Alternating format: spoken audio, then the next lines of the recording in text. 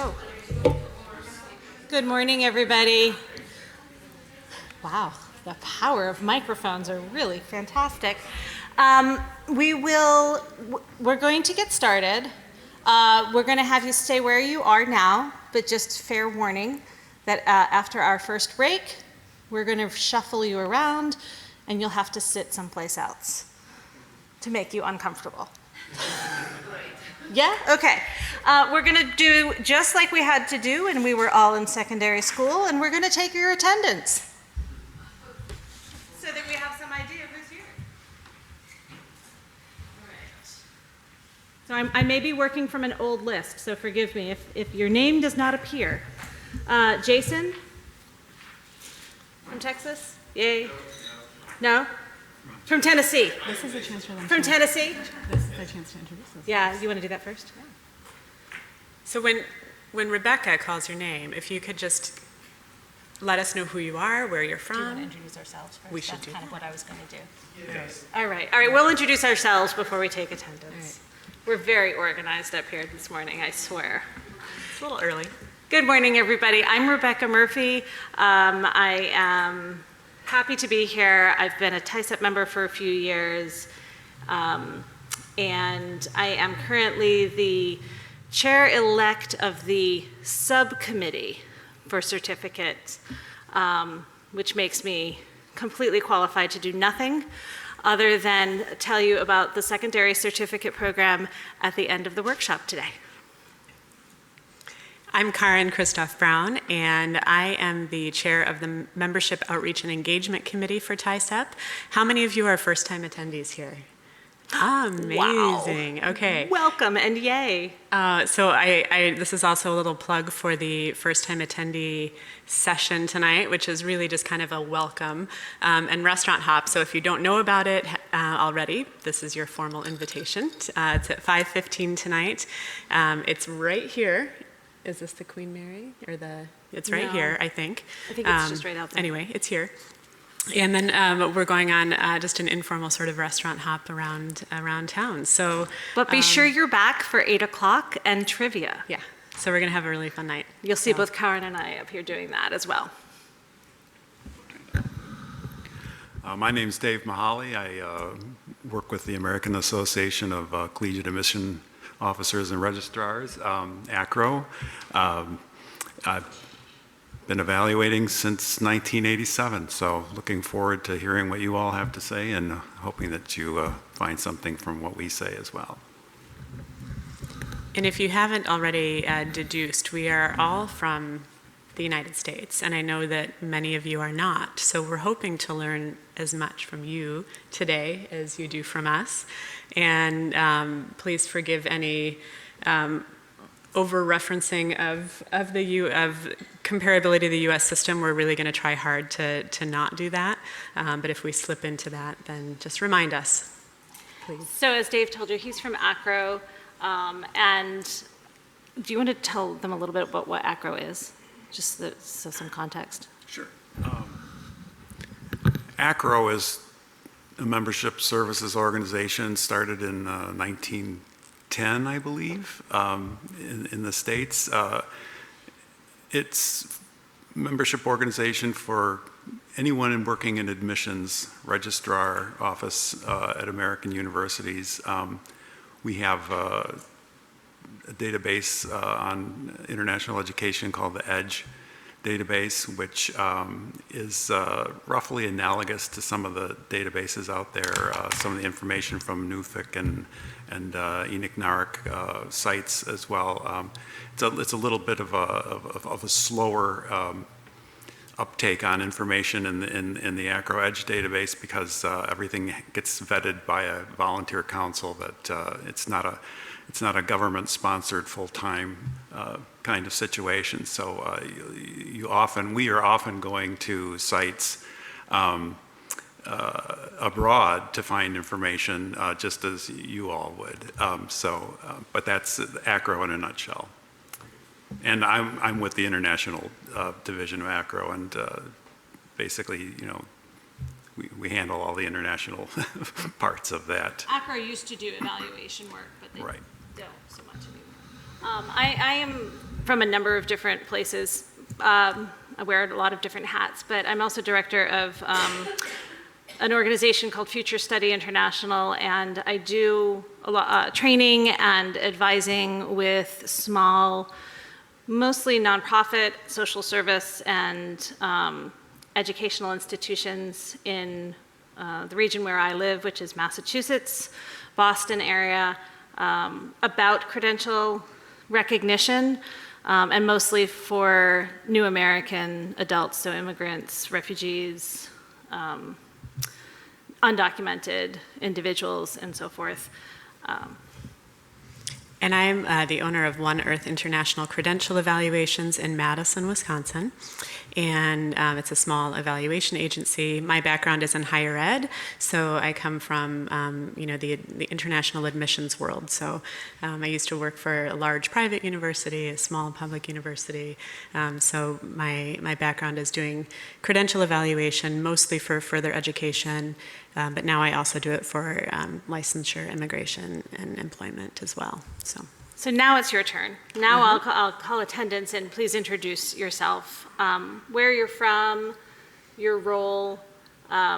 We have a few minutes to just get to know each other. We're going to be together all day, so we want to be very close. So now, Jason from Tennessee, I'm sorry.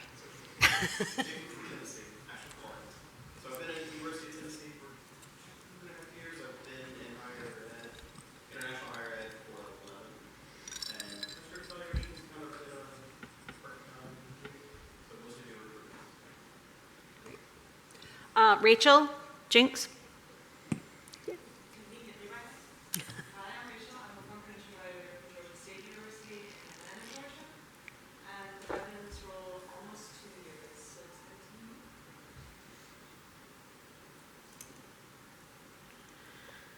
you. Rulene? Did I say that right? Yes. Oh, okay. My name is Rulene. I'm from the Netherlands. I'm from Tilburg University. Rulene, can you speak up a little bit? Yes. Speak up so they can hear you too. Sorry. My name is Rulene. Oh, sorry, yeah. Oh, even better. He's my hero today. Oh, hi, my name is Roelien. Yeah, it's on. I'm from Tilburg University in the Netherlands, in the south. I work here since around 1 year. I moved from Delft University of Technology. So that's in the west of the Netherlands, a big science university, and I'm in a small one in Tilburg University. So, welcome. Thank you. Simon from Sweden. Simon. Yeah.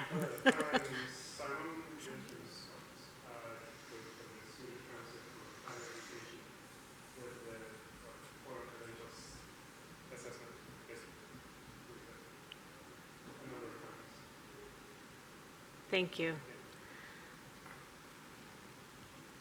Luai?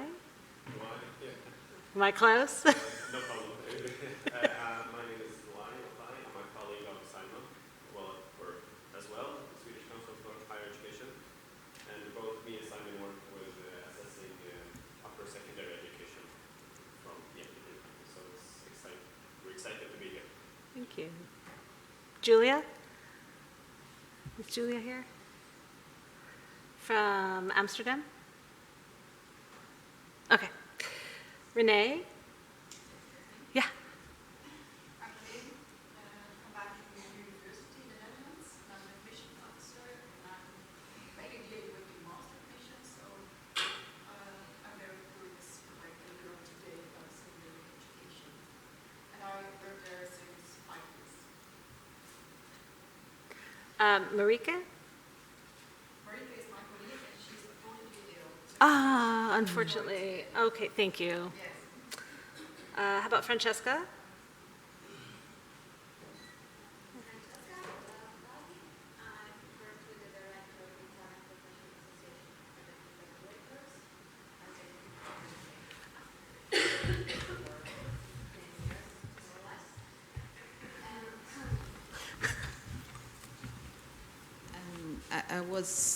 Have you heard me before? Okay.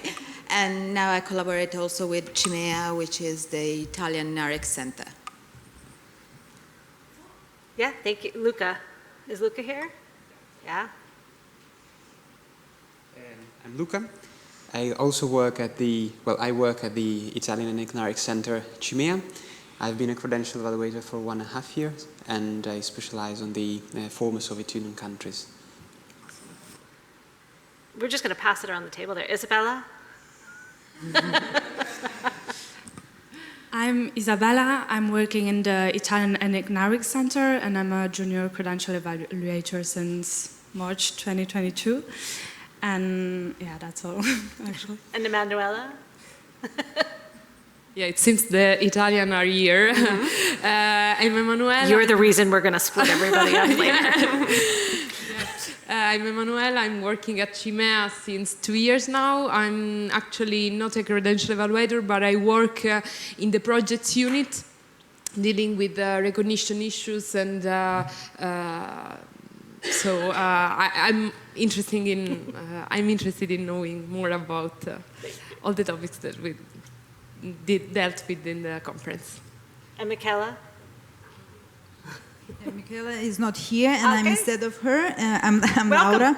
I'm Laura, and I've been working for CIMEA and ARIC Center for more than 5 years, evaluating. I'm a senior evaluator, evaluating mostly post-Soviet countries and some Asian countries, and I'm really very glad to be here. And it's my third TAICEP conference live. I mean, not online one.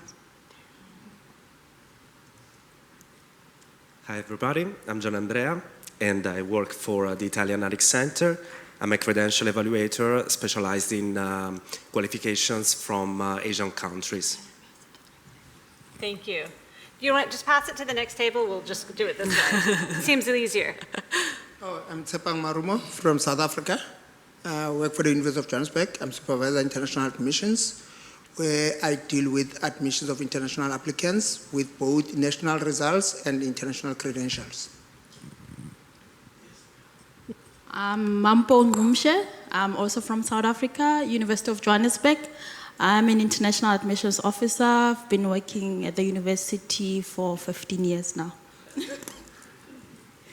Hi, my name is Palesa Makwela. I'm also from the University of Johannesburg in South Africa. I'm in international admissions for international students.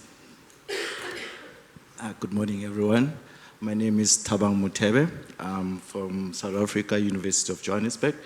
We've been in the international space for more than 10 years with colleagues. Yeah, I think colleagues have covered everything. Can you, yeah.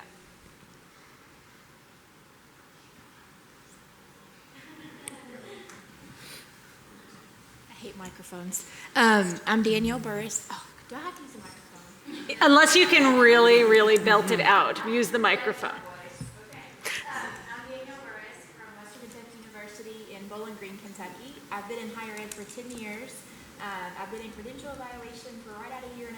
I do all of the international, high school, and college credential evaluations. So, and this is my first time here. Good morning, everyone. My name is Lily. I'm currently with a company called Geo Credential Services. I've been with them over a couple of years, but I've been in the industry for 19 years. So I'm glad to be here. It's the first time I've been to one of the TAICEP conferences. Hi, I'm Stacy Griswold. I'm from Arizona State University in the United States. I've been in higher ed for about 16 years. I've done a variety of different roles. I currently oversee our undergraduate processing center, which also involves the international credentials. So that's my role. Can you give the microphone to these lovely people here at this table?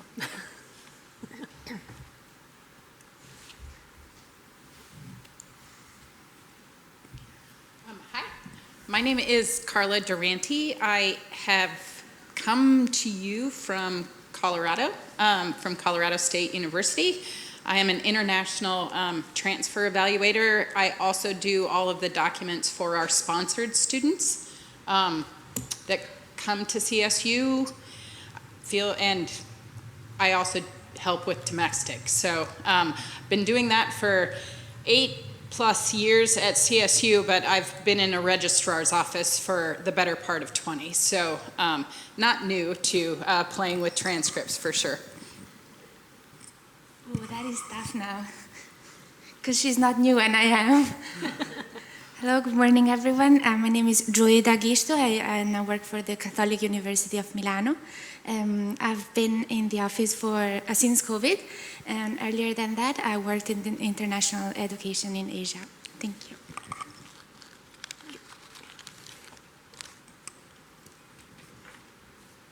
Good morning, my name is Tara. I'm from the International Summer School of Oslo, which is part of the University of Oslo. I'm very new. I started there at the end of June this year, and I wear different hats, but part of that is evaluating the credentials of students from all over the world who want to study at the summer school. Hello, my name is Joanna, and this is my colleague. I'm also from the International Summer School at the University of Oslo. So part of my job is to process application for the summer school, and it's for the bachelor and master subjects. So that's why I'm here. I'm here to learn more about secondary education and evaluation. I think is there one more here? And I think that's it, yeah. Hello everyone, my name is Gordana. I'm coming from Croatia. I work in the Central Applications Office. We are in charge of the centralized application procedure for undergraduate and graduate studies, where I mostly work with foreign students who are arriving to Croatia and who wish to study there. And recently we also started, due to the introduction of new law on recognition of foreign qualifications, we also started doing this recognition procedure. So this is my first time at the TAICEP, and I hope to grasp this opportunity to learn as much as I can. Thank you. I think maybe he'll take it back, yeah? Thank you all so much.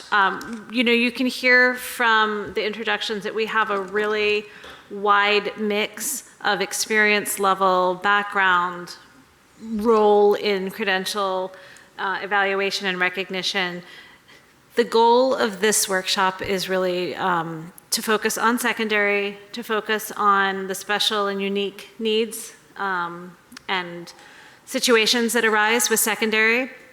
But we also want to learn as much from you and the systems that you're working with as possible. So we'll have a number of different methods of presenting information to you, but I do want to mention that we are recording the session. So if you have any concerns about that at any time, just let us know. The session is going to be available for TAICEP members in the future who are hoping to get the secondary education certificate. My understanding is that mostly the slides will be recorded, and there may be a small picture-in-picture of the speakers as we're going along. But just let me know if there's any concerns with that. And with that, I'm going to advance the slides a bit and hand it over to Karen. So if you just, you should be able to.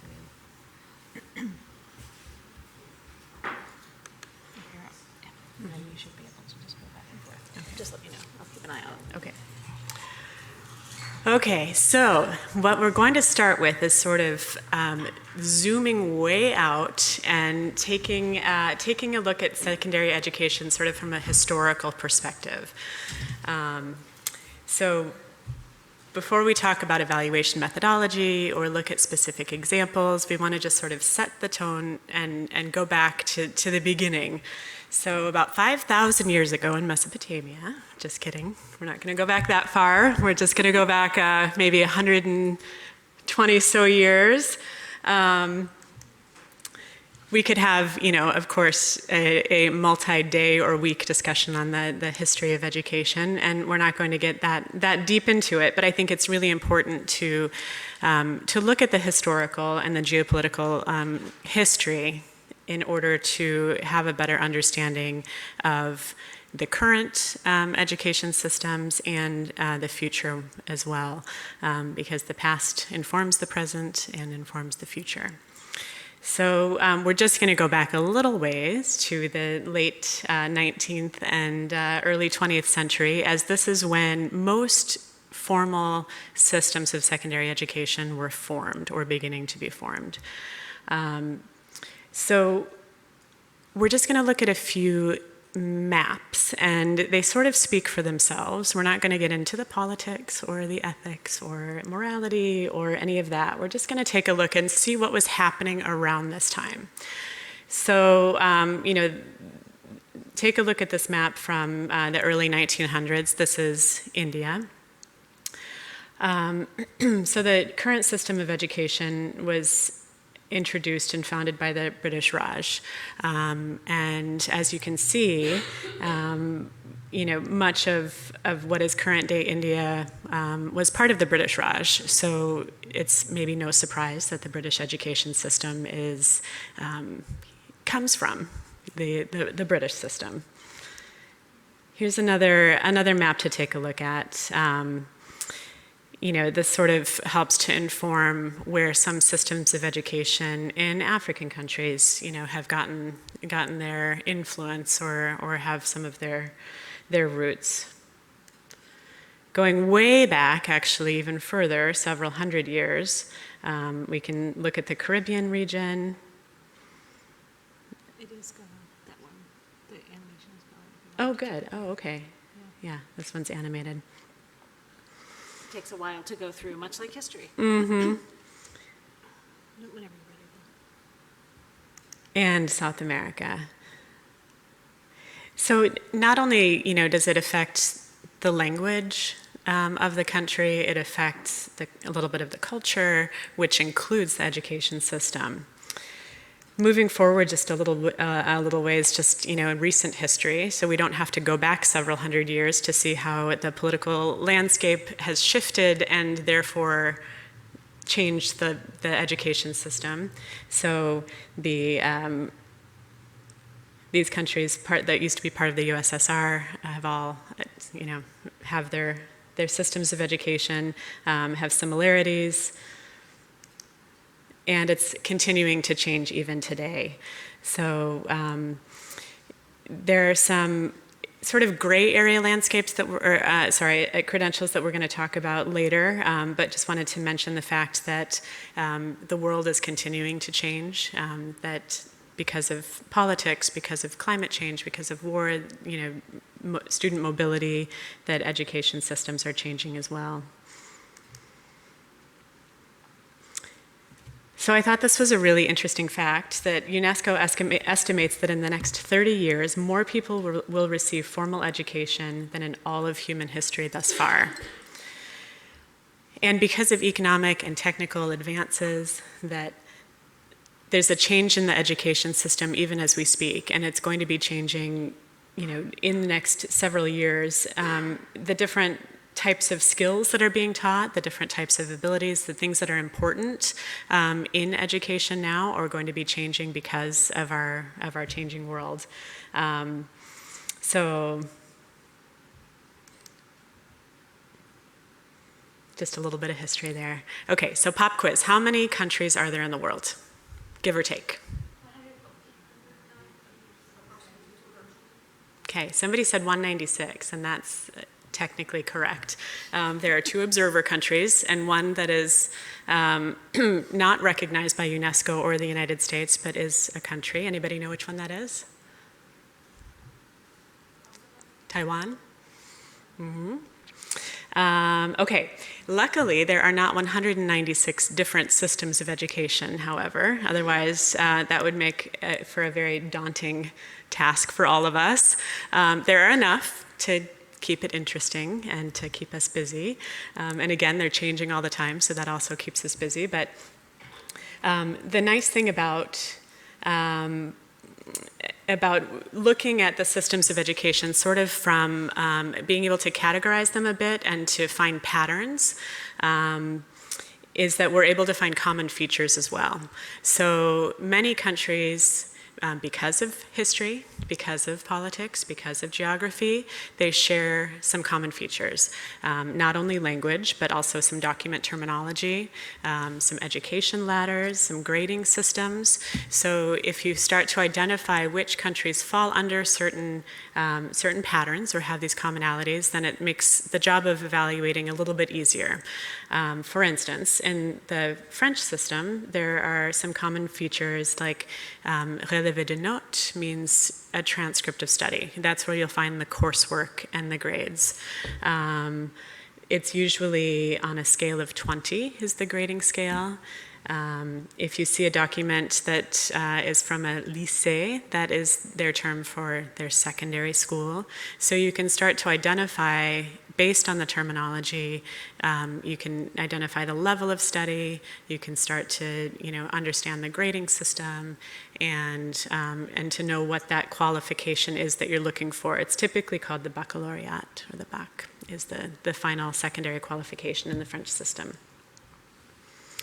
And here are some examples. You can see, the Diplôme du Baccalauréat Général on the left from France, but also you'll see from Togo, there's a baccalaureate, from Cameroon. Anyone else know where they issue the bac that's not France, but from a French system? Turkey. I've not seen it from At the Turkey. secondary level? In Turkey, I haven't. In Lebanon. The If Lebanon it's, bac. yeah, that's different. Right. So you're right, and that's something that we can talk about in a little bit too. Is if there are joint schools, but if the state or the governmental system of education would be more tied into a French pattern. Morocco, Lebanon, yeah, exactly. So you'll start to see, some similarities in those credentials, right? Okay. You see it where there has been that colonial influence. Yeah. Same with British. Right. So the British common features, it's a two-system education level of education at the secondary level. It used to be called O level and A level. I think a lot of people still sort of use that terminology just because it's easier than the acronyms that Britain loves to use, the GCSEs and the GCEs and the IGCSEs. So O level stood for ordinary level, and that was sort of the end of formal sort of secondary education, and then the A levels or advanced levels would be 2 years beyond that. I usually, when I'm talking to friends about it, I usually refer to the British system as the Harry Potter system.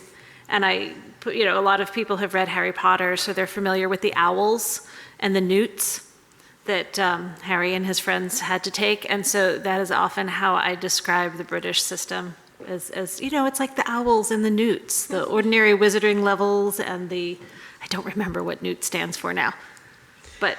Yeah. They love their acronyms. So, but essentially O levels and A levels is easier, but ordinary, advanced levels, and this two-tiered system of education is carried through several other systems as well. The other thing to note is that it's very externally exam-based. So you'll note the different external examination boards like Cambridge, AQA, EdXL, Pearson, so all of these external exam boards are the ones that are actually administering the General Certificate of Secondary Education and the General Certificate of Education, the GCSE and the GCE. And these exam boards you'll find outside of the UK as well, but then there's also UK or British patterned systems like in the Caribbean with the Caribbean Examination Council and the Caribbean Advanced Proficiency Examination, as well as India. India has a two-tiered system, which is really commonly referred to as the 10+2. So after 10th grade, there's an external examination that is from one of the external exam boards, and then after the 12th grade, there's another examination. It's usually the secondary certificate and then the higher secondary certificate. So these patterns have their roots or have their place from the British system. Yeah, the British colonial system's influence has spread both through its own examination-based system and then individual countries have established their own systems that are very much patterned the same way. So here are a few examples. You'll see an example of a higher secondary certificate from India, one of the AQA examinations from the UK, one of the Caribbean Examination Council, and then here's another one from Cameroon. There was a Cameroon example under the French pattern system, and there was a Cameroon example under the British pattern system. I'm going the wrong direction. There we go. So this is one of those interesting examples of one country having dual education system. And so this, you'll find an Anglophone system, which administers O-levels and A-levels, like the British pattern system, and you'll find a Francophone system, which issues the baccalaureate. Exactly, yeah. It's interactive today. That's right. You've got to make sure you're not asleep. Okay, Russian common features. Somebody said they were an expert in the Russian. I'm looking over here at the Italy table. Yeah, okay. Do you want to share with us some of the common features that you've seen Without in looking at Russian the secondary slide. credentials? You can. Go ahead, yeah. Well, both, so yeah, I mean, yeah. Mm-hmm.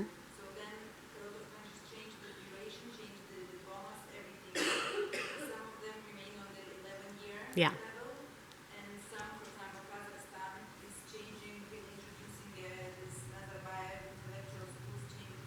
Mm-hmm.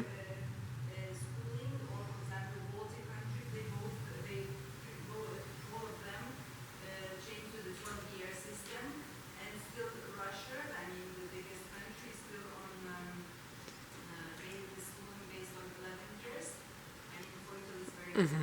Mm-hmm. Mm-hmm.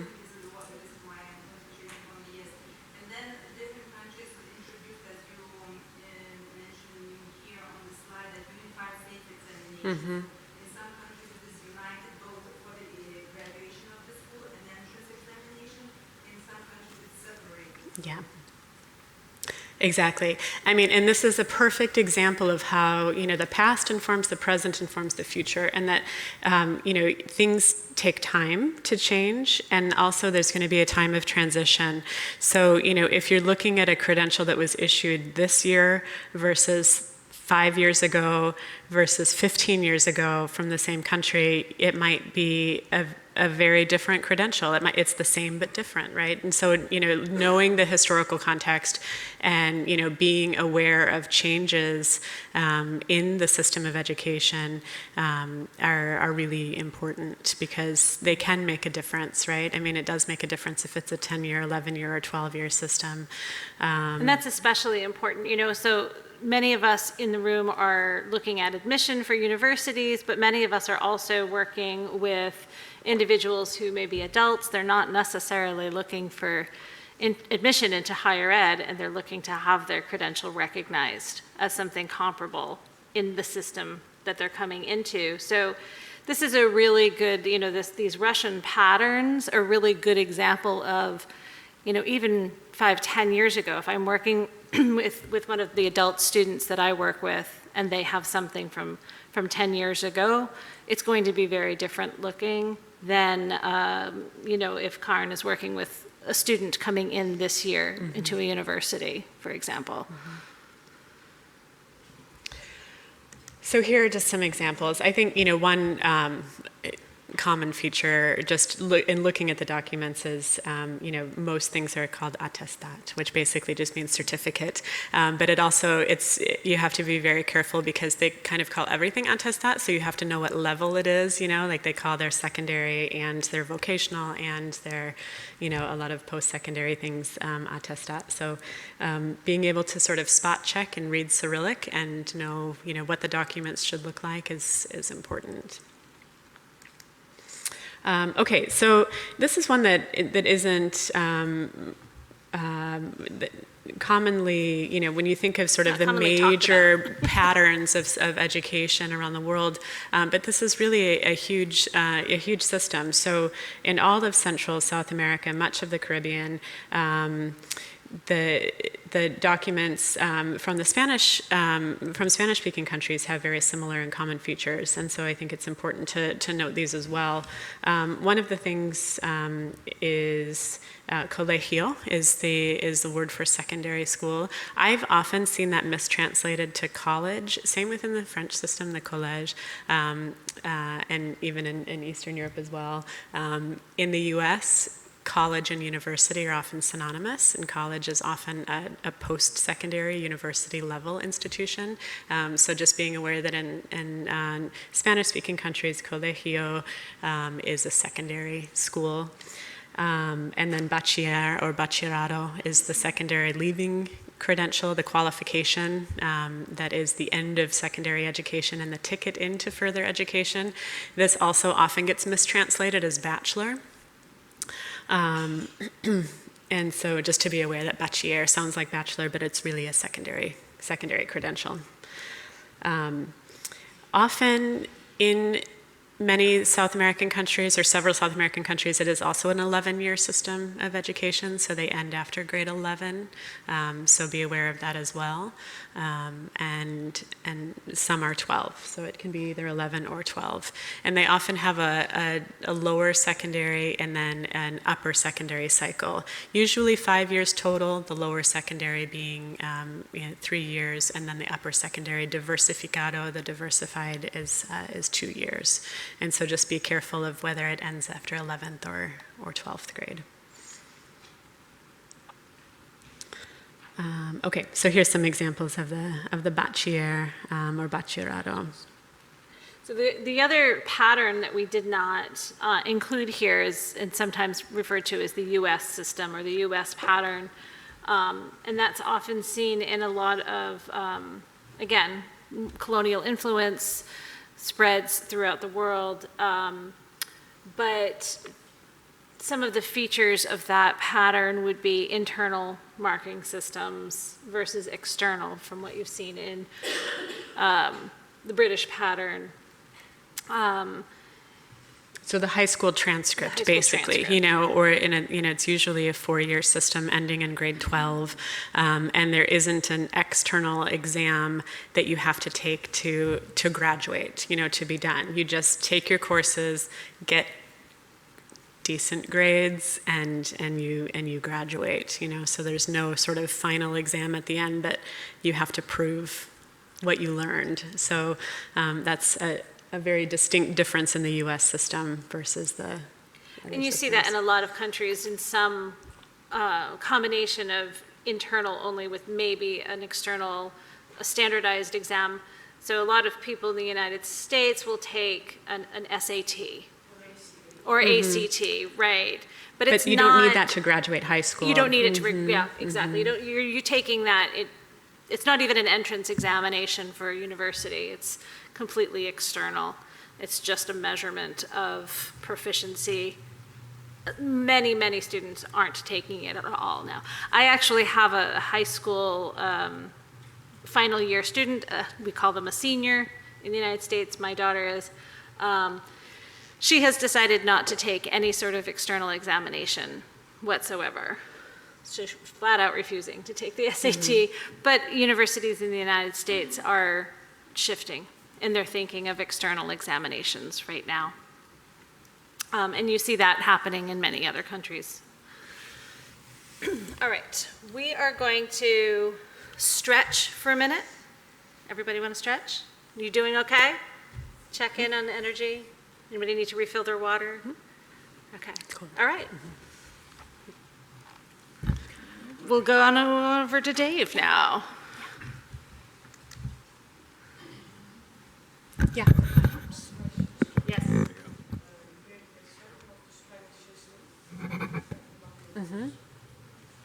you want me to go back to the Spanish system? Yeah, but do you also take into account the national exams? I know that Spain has a power, for example. Oh, yeah. Yeah, so the university aptitude test, PAU, university admissions officers, I think, are looking more at the the BUP, you know, the regular bachillerato that's now a 12-year credential, whereas, you know, the COU year used to be an add-on in the Spanish system. So this kind of thing would not, you know, affect secondary education so much because it's basically a post-secondary exam. But if you were a university admissions officer in the U.S. looking to admit someone who had been admitted to Spanish university and completed some coursework, the PAU might be a guide to you as to how they had done there.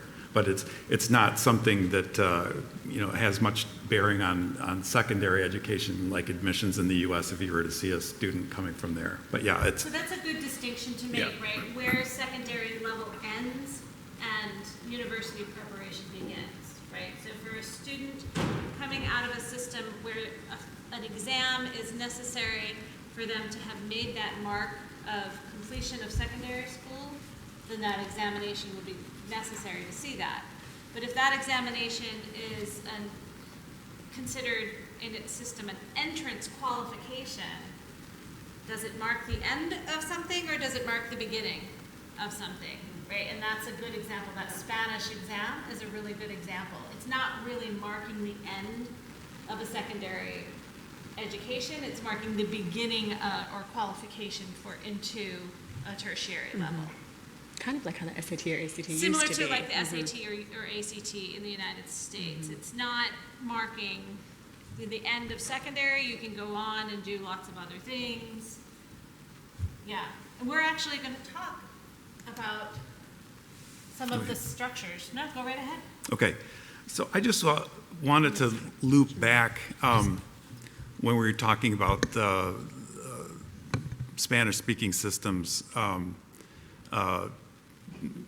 focused mostly on Mexico, Latin America, South America. The title of bachelor or bachiller can be a university title also.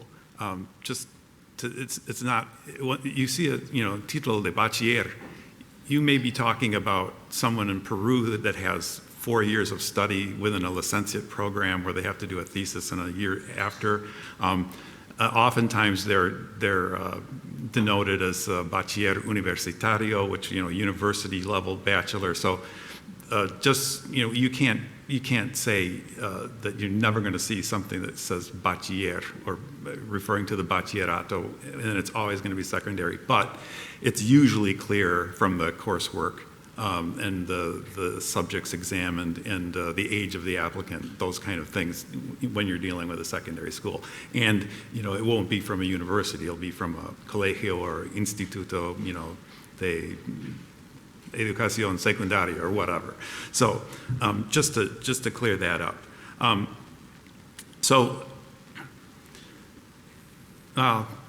Go on one more tangent. These terms come from a lot of medieval things. Medieval universities. The Oxford, Cambridge in the UK. Bologna, going into the universities in Scandinavia.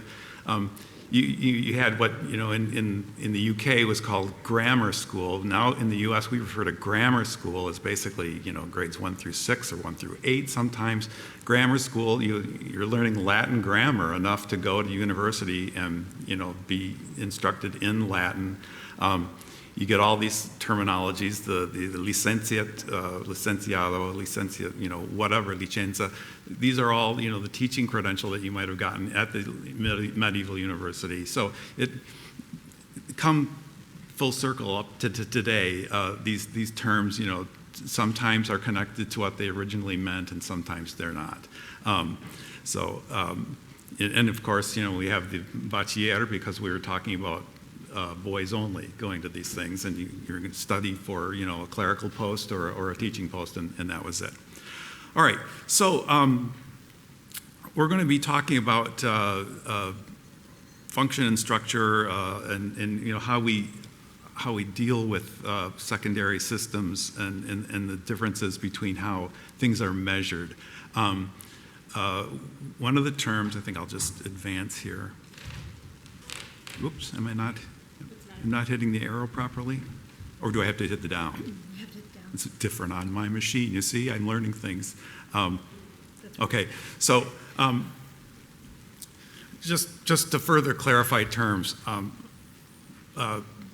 benchmarking, as it's used, for example, where we are here, well, I just wanted to clarify the terms. So yeah, we'll switch. So year counting, we have two ways of dealing with international credentials. Counting years, and this extends, of course, all the way to post-secondary education, counting years and benchmarking. What I was going to say about benchmarking is just that in the UK, benchmarking is a specific term relating to how to peg what a student has learned in a certain form or year. So when some people talk about benchmarking, they're talking about, more like an achievement assessment test. Benchmarking here, we're just going to be talking about levels that progress to another level within a sector of secondary or to another level altogether. So year counting, we've already had a little hint of how important it is in Italy, for example. We have secondary systems throughout the world basically going from let's say 10 years to 13 years. 13 years for Italy, 13 years after you get out of Form 5 and then do 2 more years in the UK. So you have the GCE advanced level representing basically 13 years. Quebec in Canada, 11 plus 2 system with 13 years. And it depends a lot on how the years, those terminal qualifications and how many years they take. It depends, how they treat that in the country. So, for example, in India, where you could have an intermediate exam at grade 12 in the let's say in the pre-1993 years, you could have intermediate as 1 year after standard 12 or grade 12. And different states wouldn't take, the 12-year graduate into their system that required 1 year of, kind of a pre-professional year, which would have been a grade 13 year, but it was a university year. Similarly, a grade 11 student wouldn't be able to switch states to Maharashtra, for example, where it was a 10 plus 2 system. So if in the country they make a distinction between graduates of 11 and 12 in those instances where it's the same, we often, instead of just counting the years and say, we don't know what this would be, we look to see what they do there. In Canada, grade 13 in Ontario wasn't accepted as a year of university in the other provinces, but grade 13 in the diplôme d'études collégiales was, or the DES in English, was accepted as university level work. So we take our cue in some of those systems from how the institutions in the country do it. Now,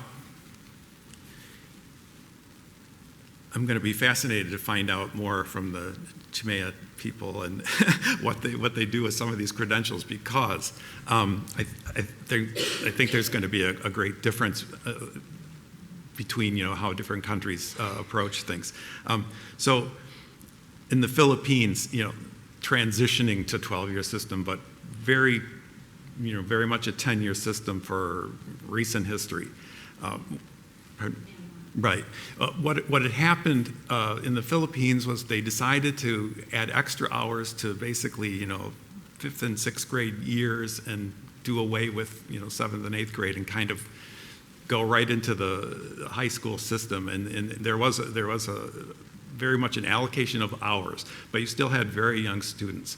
Even within the Philippines, so they had it was a US pattern system, but they had 5-year engineering degrees, because they knew that there was going to be some math and basic science that needed to be, taken at university. That's why you see algebra and geometry, appearing within the college transcript for those 5-year Philippine engineering degrees.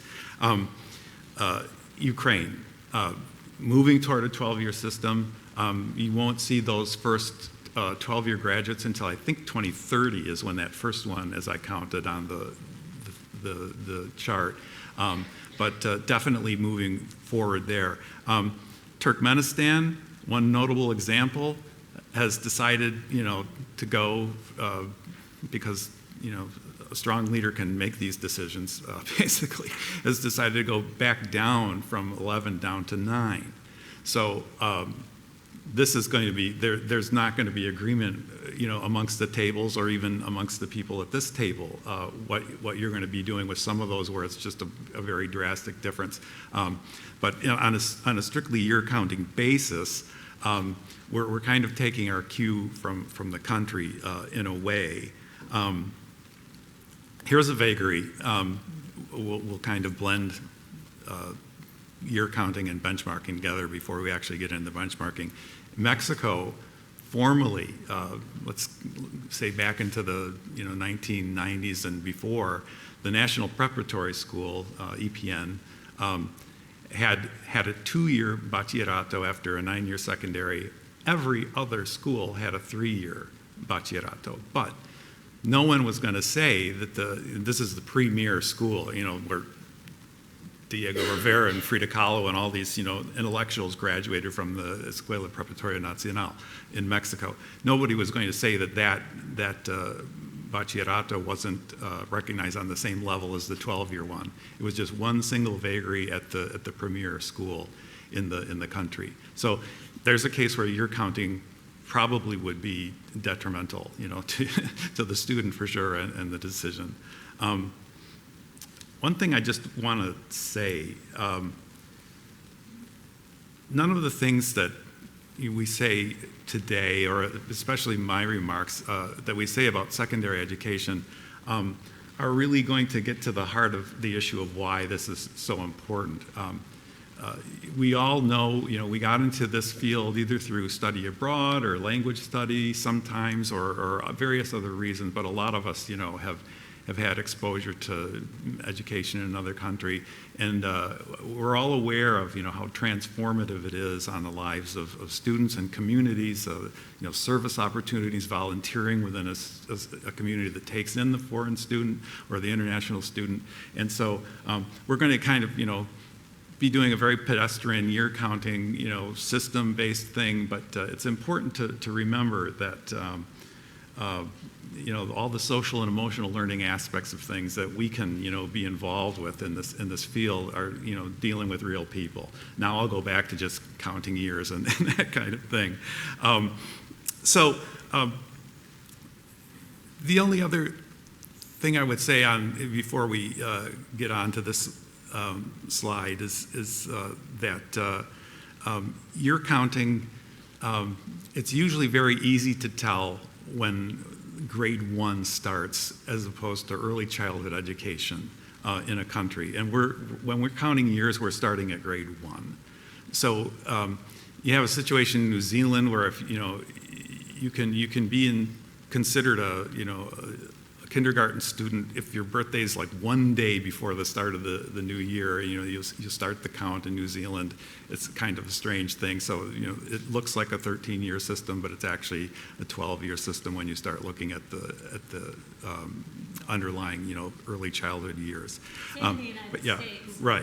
So we have a kindergarten year. We have kindergarten that is mandatory in some states, not in other states. And again, age deadlines are different from state to state as to when a student is able to start. Sometimes that's very hard and fast, and sometimes a lot of exceptions can be made, petitions or so forth. But so we have a 12-year system that is, for the most part, actually a 13-year system. Academically speaking, that kindergarten year has a significant amount of preparation and academics for going into the first year. It's not just a play-based early childhood year for some curriculum designers, and then, but if you talk to an early childhood education professional, they still see that as an early childhood year. The point, I think, is that there's a lot of fluidity when you're looking at year counting. Yeah, precisely. And so, getting back to our slide, the institution that you're dealing with an international student, you have to basically make the decision of if you're just, and to be clear, we don't just do one or the other, year counting or benchmarking. It's a mixture, but at some point cutoffs have to be made, especially in those of you who come from year 13 systems. So I realize there's going to be a vast difference. I think I'm going to the next one. Right, yeah, okay. So that's year counting method in a nutshell. We use usually a mixed year. So just out of curiosity, is there anyone here who knows that the policy at his or her institution, organization is to not admit people from a 10-year system? For instance, Myanmar, some people used to require 2 years of university study before you would accept. So in Italy, for sure. Right. So yeah, that's a situation where the differences are too great for the comfort level of and for the efficacy of further education in that country. The basic principles of credential evaluation is one of them is that a year in country A is roughly comparable to a year in country B, and we don't at the macro level we don't go looking into quality issues so closely that we're saying, well, we don't like the quality of this particular education system.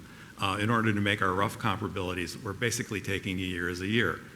So if you're strictly saying that it has to be 12 years for you, or it has to be 13 years for you, or if you're in some system, it has to be at least 11 years for you, that's a strict year counting basis. Benchmarking, as we'll use the term, is just a benchmark credential is a credential that allows you to move to the next level, either within a certain sector, like you have a lower secondary and a benchmark credential going to an upper secondary. Then that benchmark credential at the completion of upper secondary school leads you to university, and then you have your whole array of benchmark credentials. The new Indian system, for example, is going to have benchmarks at year 1, 2, 3, and 4. Certificate, diploma, bachelor, honors bachelor. So you're going to have all these different credentials that we've never seen before in that system, particularly. But a benchmark credential, if it's not enough years, you may turn yourself into a year counter. Thank you. Rather than a strict benchmarker. But usually we're using a combination of each. And there are good reasons for doing each, depending on the situation. Let's see here.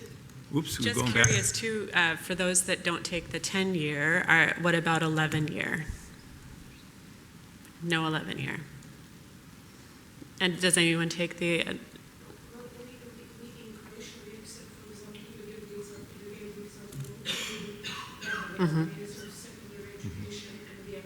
On the other hand, I can provide the example of what you were talking about, Germany.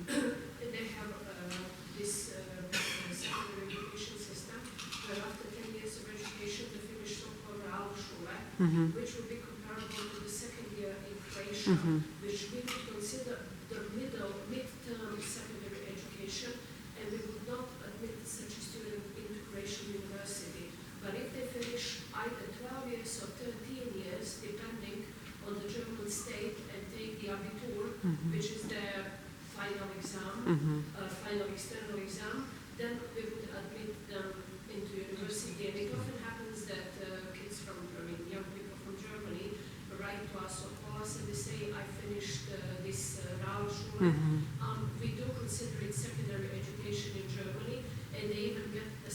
they have a diploma that says that they finished, but we say that is insufficient to us. We need, in most cases, it is 12 years, but some German states, I think it's Bavaria, they have 13 years, so they need to finish this Abitur in order to be admitted into Croatian universities. Right. So what you're saying is you're considering it the terminal secondary, but they're not eligible then to go on into university. If you are talking about Realschule, yes, we tell them that they need to finish additional 2 years.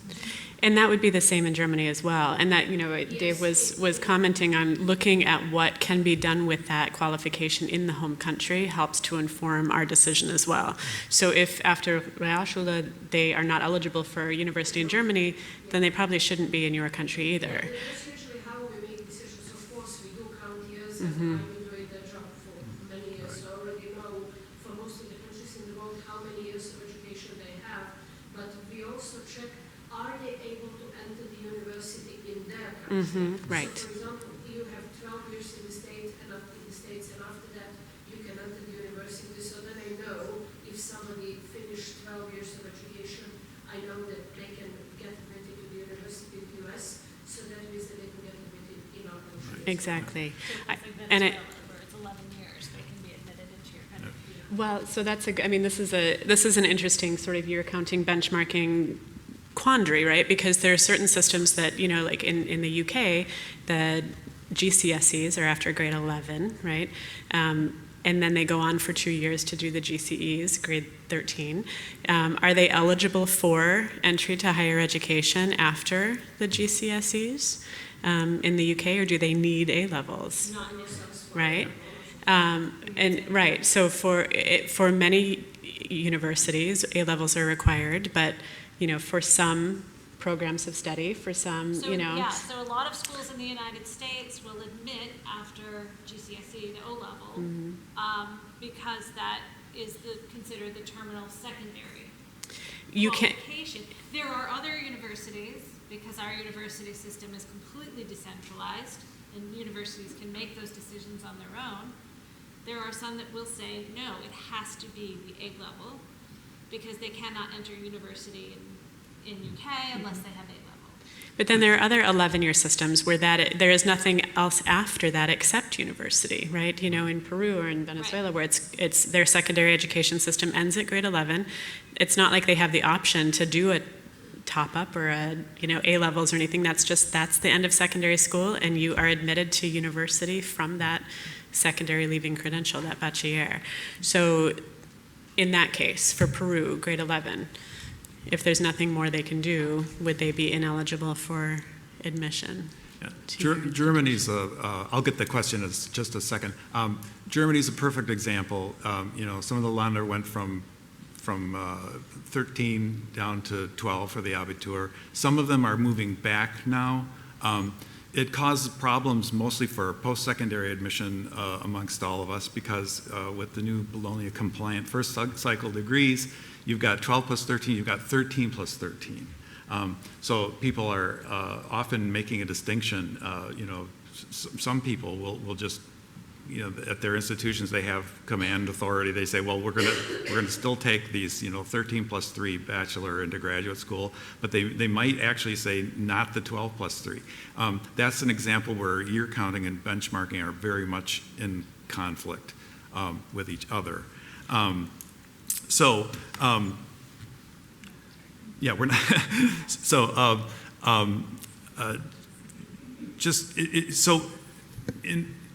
Let's just stay on Germany.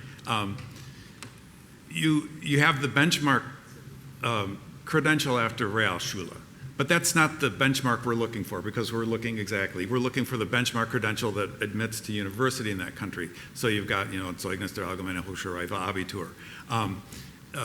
We would definitely not call the secondary, and this is where you get into a semantic issue with students a lot of times. I completed secondary school after grade 10 in India, or after grade 9 in Germany. I completed secondary school. You say you have to be a secondary school graduate.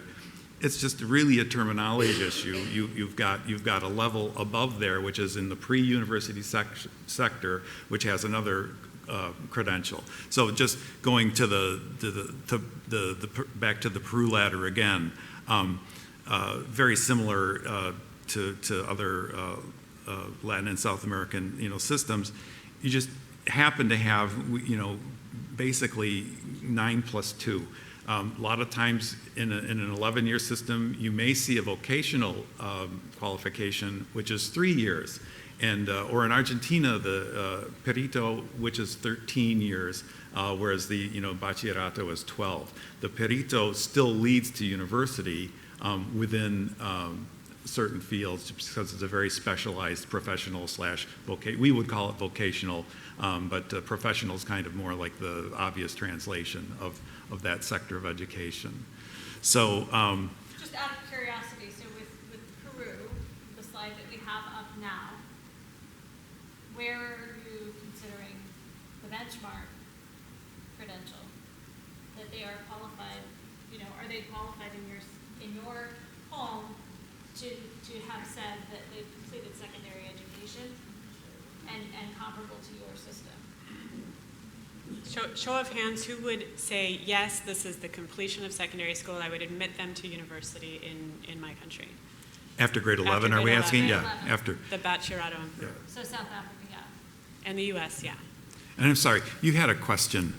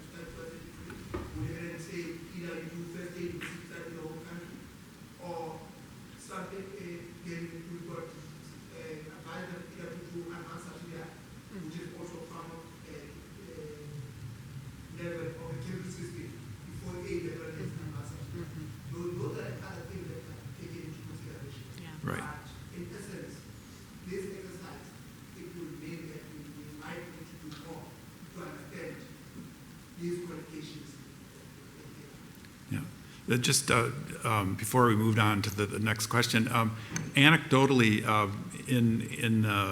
so Myanmar, which traditionally had what we'd consider a truncated system, there are cooperative programs involving students from Myanmar going to university in Thailand and being in class with Thai students in special English language programs. And the 10-year Myanmar graduates' English level was so much superior to the Thai students' English levels that they really weren't able to teach to the level of the whole class. Just because, so you can have, my point being, you can have very motivated learners from a system of fewer years than your terminal, university qualification.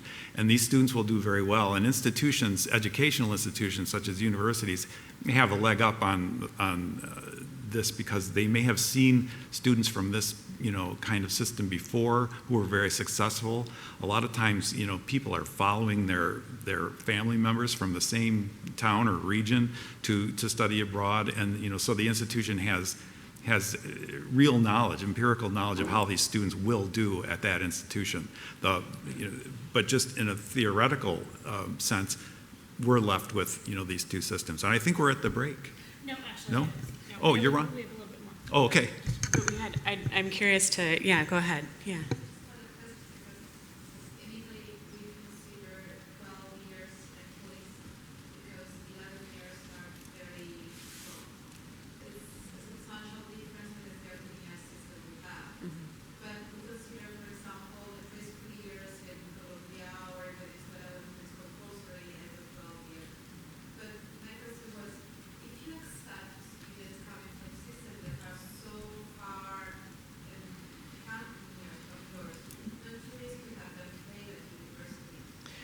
I mean, that's a really excellent point, and I think that it's exactly, it's compatible with what Dave was just saying, in that you can have a student who comes from a system of education that's less than yours that will be very successful in your institution or and what they do.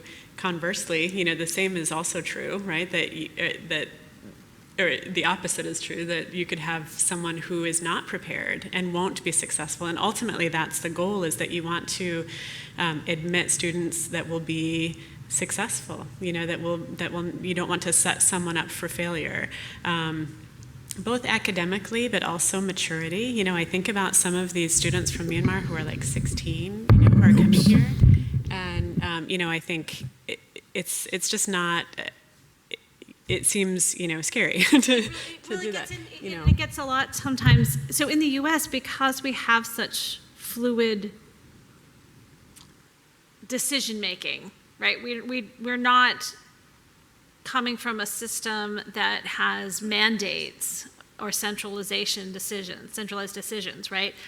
So, we have open admission institutions, we have very, very competitive institutions, we have really runs the entire gamut of opportunities. But so sometimes it becomes a philosophical decision of whether you're admitting someone based on years or benchmarks. Sometimes, though, it really becomes a very, very dialed down, very deep look into what the number of hours of content the student is exposed to. So if they're coming from an 11-year experience or a 10-year experience, but the number of content hours, and you're looking really closely at, okay, let's look at the mathematics, right? Have they covered the following topics?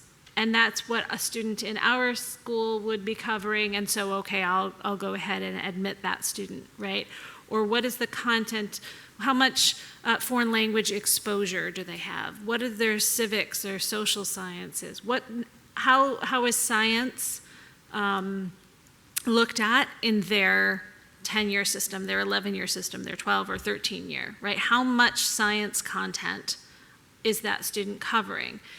But that's really because we have such a decentralized system that some schools can really dial down and look at that. And this is, and what Rebecca's referring to is simply that, that from a university admissions perspective, that the university admissions in the U.S. can make whatever decision they want, right? Like a few years ago, the University of Chicago admitted a 12-year-old to medical school, right? I mean, they have the autonomy to make that decision. However, those of us who do credential evaluation work, those of us in NARIC offices, those of us who, there has to be also fairness and consistency. I mean, from an evaluation perspective, you have to make a decision, and I couldn't say, this student from Myanmar, I'm going to say has the equivalent to a high school diploma, but this one doesn't. If I worked in an admission office, I could say, this student seems like he or she would be well prepared for admission to my university, and I'm going to admit him. If I worked for a different university, I could make a different decision. But we see these as evaluators, we do up. have to make, be fair and consistent, and we can't. Yeah, and you see this sometimes with external examination systems, right? Where a student, a secondary level student, is choosing which examinations they are going to take. Okay, so West African Examination Council students, they can choose which examinations are they going to take. CXC in the Caribbean, they can choose. UK students choose which O-levels, which A-levels, right? And you have to think, okay, well, which exams have they chosen? And are these exams going to be comparable to what a student in my system will have exposure to? Is the content similar? So, you know, if there's a very rigid definition of they have to have 5 examinations, but 3 of them are things like underwater basket weaving and, you know, broomstick flying and, you know, whatever else, tablecloth decorating, is that still comparable to secondary education? Is it then vocational secondary, right, or technical secondary? So for organizations and institutions and government bodies that can be more flexible, there is a lot of nuance involved versus just counting the number of years, counting the benchmark. It becomes a very vague. We're going to this afternoon look at some sample documents and make some decisions in groups, you know, where you see things, and we can get into a little bit more of those deeper dives at that point. Yeah. Certainly there are age limits at universities that, you know, we see people taking the West African school certificate exams at really young ages, 13, 14, 15 years.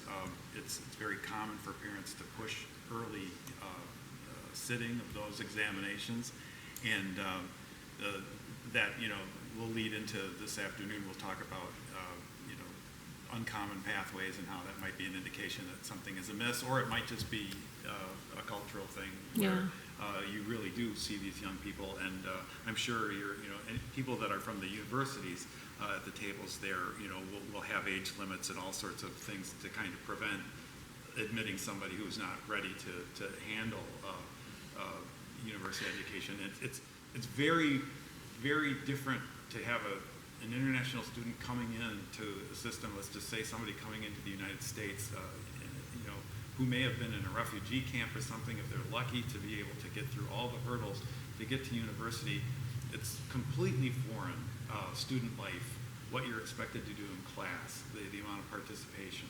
So you can have very academically gifted people who still need a lot of help. Fortunately, you know, a lot of U.S. universities, and I know the same is true abroad, have very dedicated departments and kind of support mechanisms to help these students adjust. And it becomes also whether they're going in for university or if you're recognizing that secondary benchmark for some other purpose, for employment or licensure or something else. So just to turn this a little bit on its head, we have about 20 minutes and then we're going to take a break, probably a much needed one. But I'm going to really make it even more needed by going into the next section, which is very boring slide heavy, because I didn't have any graphics to put in like the others did.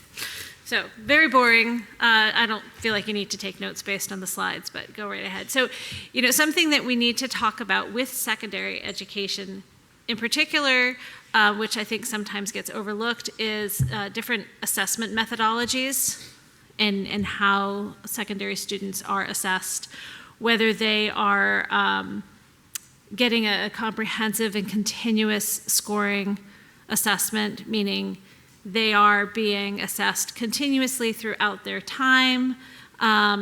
It's a comprehensive scoring, maybe at the end of a terminal year. So if they're being assessed with a final grade for grades 9 and then 10 and then 11, 12, or if they are getting a demonstration of cumulative skill and knowledge. So if you're looking at that French pattern, that baccalaureate, and that's the final terminal document, and the students have scores from a final terminal examination, right? It's a comprehensive but cumulative assessment. And how do you look at students from those ways? So it may be one, again, this is where we might diverge paths between recognition and admission. So if we're from US universities, we want to see how a student has performed and been assessed continuously throughout their secondary career. We don't, okay, great, they've finished it, they've got that benchmark, but how did they actually perform throughout? And some systems, we don't see that because it's that benchmark only final exam, right? So how do we think about that? Whereas if we're just looking at a recognition purpose, how did they achieve? It's much easier.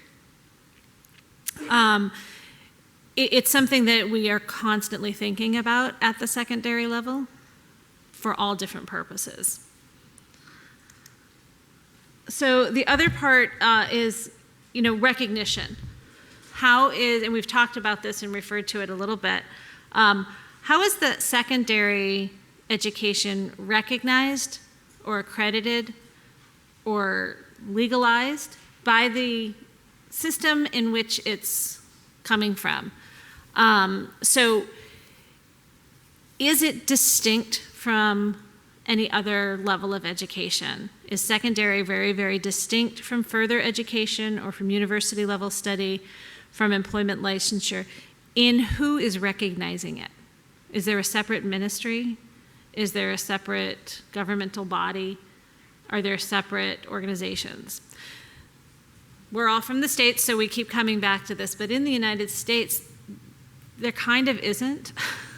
So secondary would be regulated through each individual of the 50 states, and then also any of the non-state entities in the US, DC, Puerto Rico, Guam, right? They're all individually recognized. And then are we talking about the school itself, or are we talking about the credential that the student earns? So if the school itself is not recognized as official, is at least the credential that the student earned recognized? Does it matter where the student studies? So if we're thinking about those test-based systems, the O-levels or the West African Examination Councils, does it matter what institution the student is coming from if that final terminal benchmark credential is from the recognized body, right? Probably doesn't, I don't know, right? I guess that's something that you would think about yourselves. So how those secondary level studies are accredited or recognized is going to be different around the world, everywhere. And it becomes very vague. And I would argue that I know a lot of it's talked about with university level. We have a lot of webinars and things to talk about university level recognition and accreditation, but secondary is just as important. I went to a session one time where they were teaching us, how to determine if something is fraudulent, and they were showing on Google Maps, like, does the school actually exist? And looking in Google Maps, looking at that sort of GPS view. But again, in some systems, does that even matter?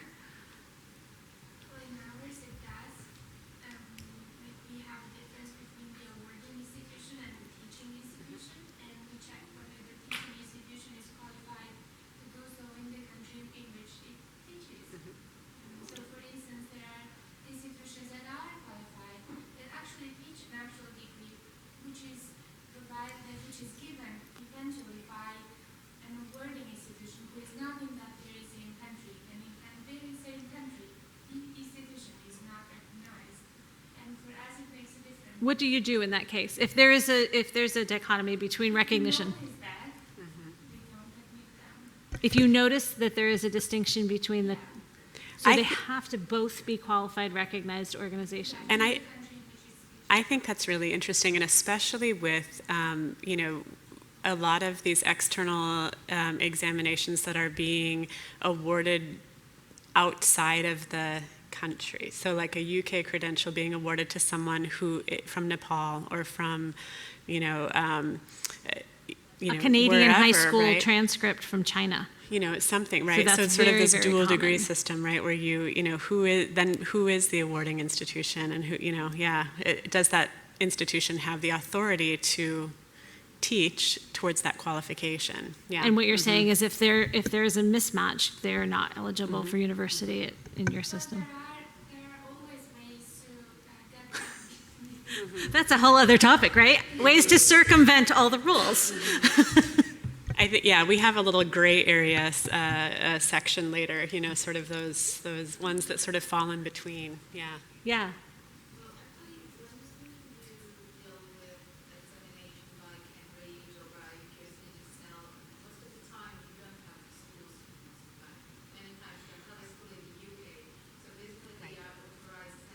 Yes.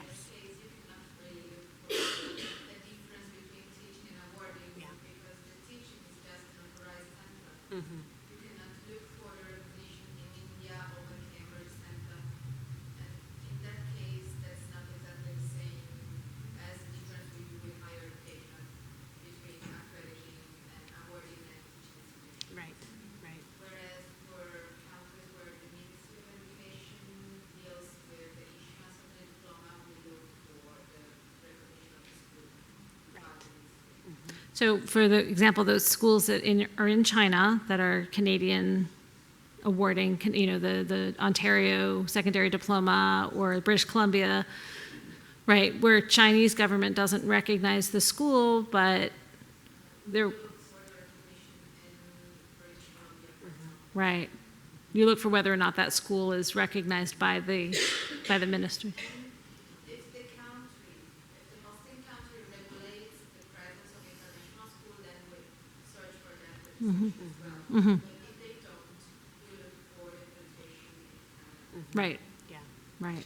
It is interesting. Go ahead, Rachel. One of the issues that we run into with accreditation is you'll have these American schools Mm-hmm. in other countries, Mm-hmm. and then they want us to waive an English language proficiency requirement. But because we're a state school, we're only authorized if you receive a U.S. high school diploma, which means you need to be accredited by a U.S. agency, Mhm. MSA, ASIC. So that is one thing, like the International Accord, something like that.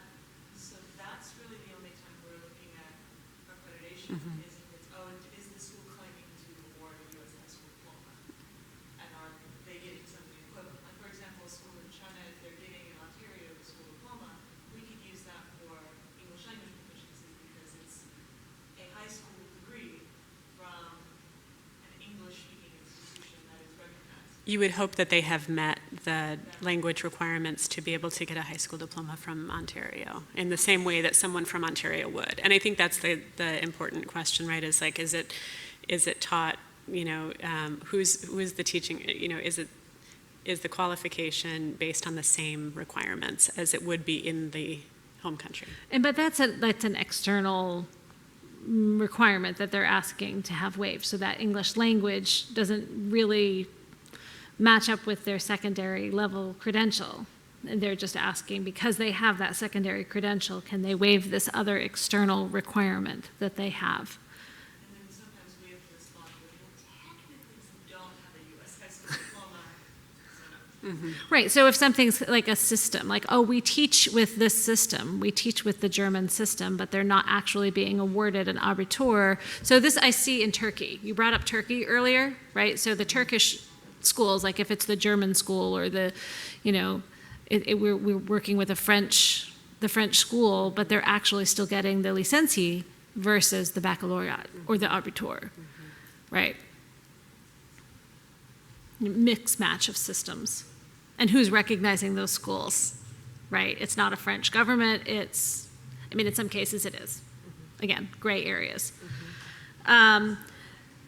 So we talked a little bit about this already, the national versus regional oversight of the secondary system, right? Who's actually overseeing the secondary qualification? Who's making the decisions about what content is involved in the secondary? This is really, you know, dialing down to, again, we talked about, you know, what math is included in secondary school, At what point do you consider the math that is involved required to meet a secondary level standard? Is it algebra? Is it geometry topics? Is it statistics topics? You know, or do you require a calculus study in the topics? And how do you get it? And then who is overseeing and who's making those decisions? So the other part of this is, right, does the type of school make a difference? So we have different types of schools. We have, you know, maybe religious affiliated schools, maybe private schools that are funded through donations or some other source. And then there are publics. So is the funding source of the secondary school tied into the recognition, or the authority tied into the recognition? In some countries it is, and in other countries it doesn't make a difference. It still has to be recognized by the central government. So in the US, we have schools that are established, and they're really just given a legal authority to operate, but they are not administered or overseen by a state board of education. They're administered or overseen by a board of directors based out of whatever, you know, religion or sectarian organization has determined that they are going to offer them. And there's very little oversight. And then what about homeschooling? We'll talk about it later. For a little bit. Yeah, we'll get into that. And I'm happy to talk about homeschooling because I happen to have several homeschooled children of my own at different times, and how that's recognized. And I'm in a fight right now with somebody about that. Yeah, so you know, it's the same idea though, right? How is that education overseen and recognized? And then there's the alternative. I'm skipping my slides and not actually yours.